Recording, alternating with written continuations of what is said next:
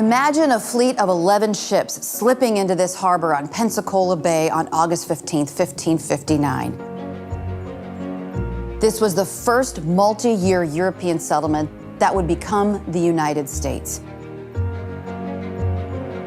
The city of Pensacola became a strategic prize, changing hands between Spain, France, and Britain throughout the 18th century.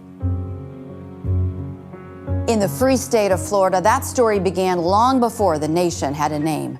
Welcome to America 250, a portrait of Florida. A documentary series exploring 7 Florida cities, each one a crossroad of history and heritage that shaped not only this state, but the story of our country.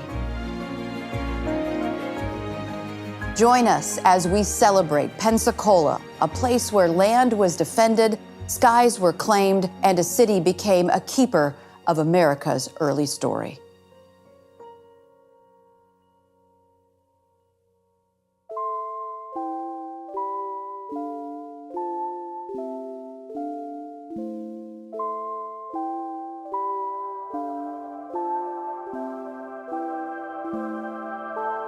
My name is Robert Overton, Jr., and I'm a historian here in Pensacola, Florida. Pensacola sits at the entrance of the deepest natural harbor on the Gulf Coast. Because of its economic military value, it changed hands again and again over the years. It became the original capital after the British divided the territory in 1763. By 1824, the capital moved to Tallahassee, but Pensacola endured. In 1914, this story took flight. The U.S. military established the Naval Air Station Pensacola, launching a new era of innovation. Here, the Navy's first flight school trained generations of aviators, men and women who would go on to shape American history. From John Glenn's orbit to Neil Armstrong's first steps on the moon, Pensacola's pilots have always reached beyond the horizon. To understand why this place matters, let's talk to the museum's own historian, Captain Sterling Gilliam.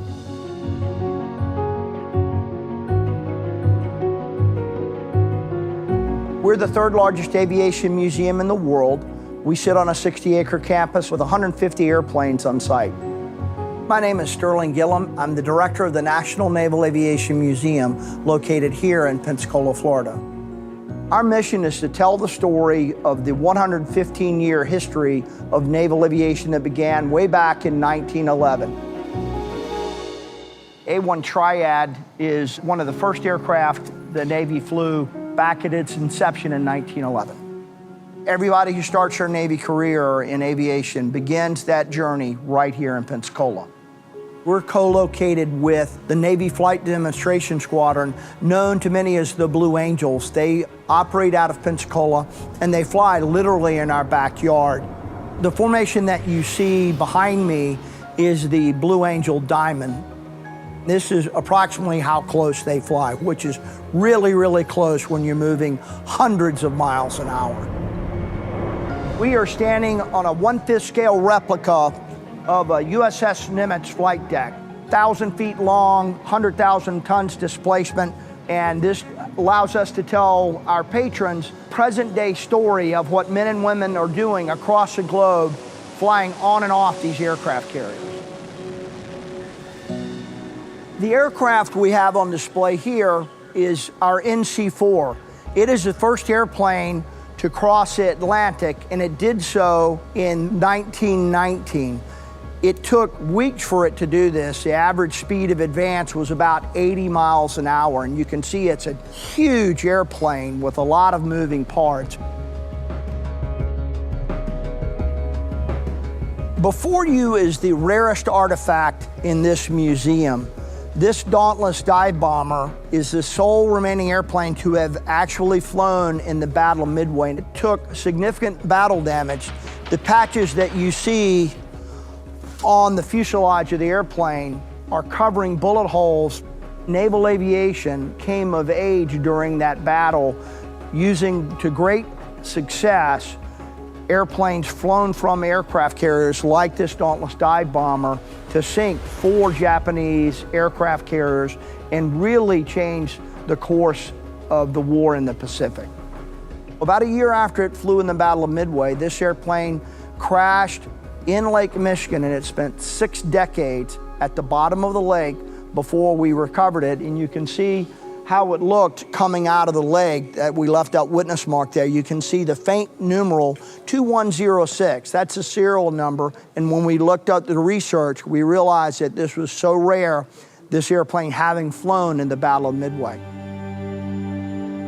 We've just entered Hangar Bay 1, which is where we have our post-World War II collection of airplanes. It also is the home of our space exhibit. With very few exceptions, all those naval aviators that became astronauts trained here right in Pensacola. Naval aviation has been a huge player in space from the outset. 4 of the Mercury 7 astronauts were naval aviators. First American in space, Alan Shepard. First American to orbit the moon, John Glenn. First person to walk on the moon, Neil Armstrong. Last person to walk on the moon, Gene Cernan. And the reason for that's pretty simple. The technological challenges facing naval aviation were very similar to that facing space flight. What you have here is a spacesuit that was worn by Gene Cernan. Here we have several of our relatively modern fighters. The F-14 Tomcat, made famous by the movie Top Gun. One of the things that made the F-14 so successful were the huge, powerful engines. And the airplane also had a unique design in that the wings would sweep forward for slow, more controllable flight, read takeoff and landing. And as it went supersonic, those wings would come back so there would be less drag and could fly even faster. Very, very fast airplane. The match between the community of Pensacola and the Navy has been enduring, and it's just been a remarkable journey of audacity that has defined naval aviation over our 115 years. As the director of this museum, I'm responsible for telling the story that maps back to 1911. It's just a wonderful joy. It's a joy to come to work each and every day as a director of this museum. At this museum, you can touch these airplanes. You can literally touch history. On the 250th anniversary of our nation's founding, it's important to note that naval aviation personifies that pursuit of freedom that existed at our very beginning. When you hear a Navy jet, it is the sound of freedom. From the first propeller to the supersonic roar, Pensacola's sky remains a living museum of American bravery.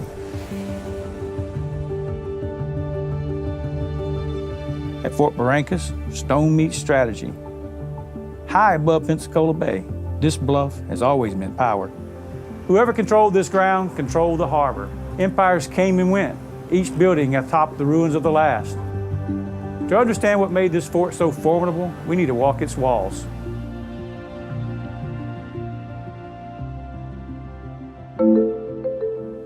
Today we're at historic Fort Barrancas, which is part of Gulf Island's National Seashore here in Pensacola, Florida.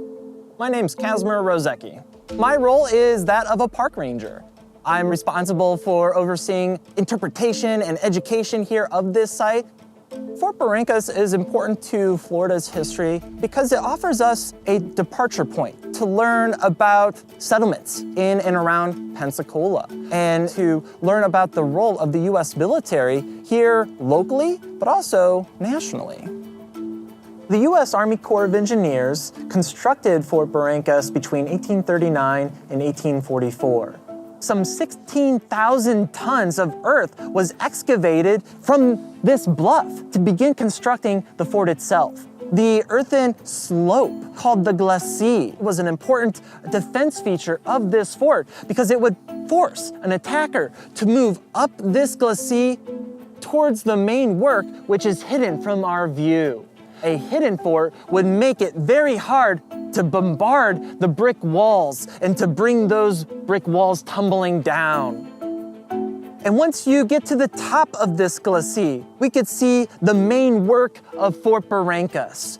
We can see this main scarp, which is about 20 feet tall, 4 feet thick, and it offered places for infantrymen armed with their rifle muskets to point those muskets through the scarp onto their attackers. If attackers were to fire their own cannon, those cannon projectiles might land on that earthen slope, which would absorb the shock and the impact from incoming enemy fire. We now begin to make our way towards the fort's drawbridge, the historic entryway. In a battle, these bridge planks would be brought up and carried into the fort, and then here, this drawbridge and the chains would be used to raise and close the sally port. We are standing in the heart. We are surrounded by brick walls, brick ceilings, and brick floors, all being used to construct these long and narrow brick galleries. Some 6 million total bricks were made in Pensacola brickyards just for this one historic fort. Another layer of defense was an old Spanish water battery. To get to that water battery, we will proceed down this underground tunnel.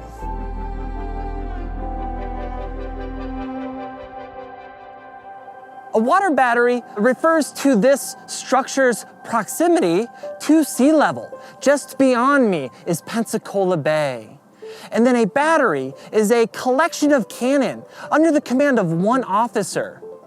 All told, some 41 cannon could be employed here to defend the shipping channel leading from the Gulf into Pensacola Bay.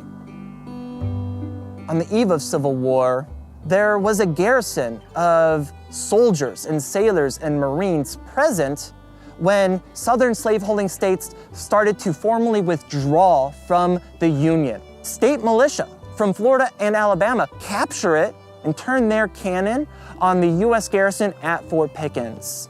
In November 1861, there is an intense and a massive bombardment involving over 100 seacoast cannon. And this is the only battle of the American Civil War that is going to involve 3 third system forts being used against one another.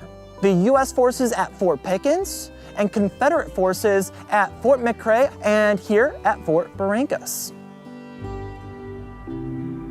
To serve my country as a park ranger with the National Park Service, it is an honor. It's also a great responsibility to steward this place so that it'll be here and be a place that can serve as a classroom for visitors of tomorrow.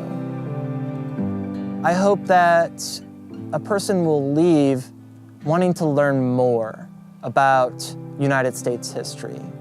I hope that Fort Barrancas will create this curiosity within them. And I hope they will use Fort Barrancas and its history to give them a chance to make better sense of the current world we live in.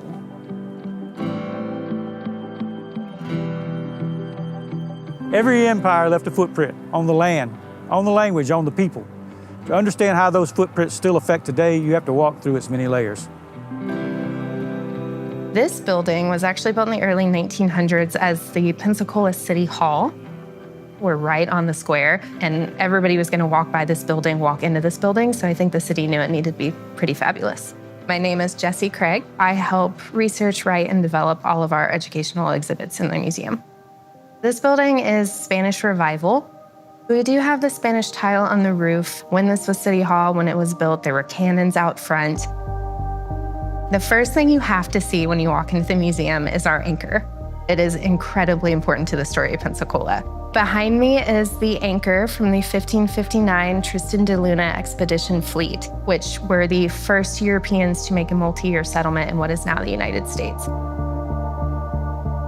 Artifacts have a really powerful message to give to visitors because it connects you with something tangible to our past. So as soon as you hold an artifact or get up close to it and see it in person, it's just a whole different way of experiencing history. This piece is very innocuous, but one of my favorite in the museum. This is a small wooden carving that was also found on the 1559 Luna Rex. So it came off the shipwreck. It was buried under sand and water for hundreds of years. The fun part about it is no one really knows why it's here. So I like to imagine it was just a leisure carving, A sailor on a ship on a long passage, you got to do something to pass the time. And he decided to carve a tiny little galleon. This is our Trader John's Gallery. It is a recreation of Trader John's Bar. This was a hub for all of our naval and military community here in Pensacola. Trader John's is a very famous Pensacola landmark that is no longer there, but we are fortunate enough to have his collection, although only about 30% of it fits upstairs. So everybody that came into Trader John's would present Trader with a photo, sometimes in exchange for a drink.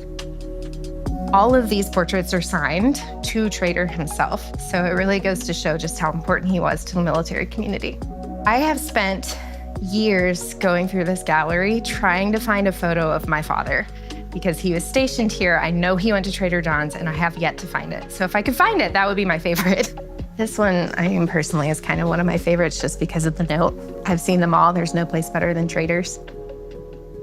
Pensacola Museum of History is considered our flagship museum, but it is not our only museum. We have a children's museum, we have a museum of industry, we have a living history historic village, and visitors can go experience what life was like in colonial Pensacola through living history interpreters, programming, educational specials, and even guided tours into our house museums.